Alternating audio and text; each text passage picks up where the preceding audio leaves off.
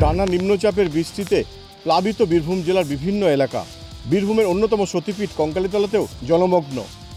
পাশেই বয়ে যাচ্ছে কোপাই নদী, সেই কোপাই নদীও প্লাবিত হওয়ার জন্য কঙ্কালী মন্দির চত্বর একেবারে প্লাবিত হয়ে পড়েছে।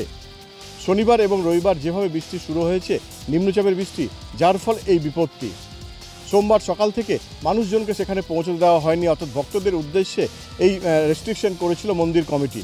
সেখানে বাঁশ দিয়ে ব্যারিকেড করার ফলে মানুষজনকে যেতে দেওয়া হয়নি মন্দির চত্বরে, কারণ প্রচণ্ড জলের স্তর রয়েছে সেখানে, যার ফলে এই কঙ্কালী মন্দির চত্বর একেবারে মানুষজনকে যেতে দেওয়া হয়নি।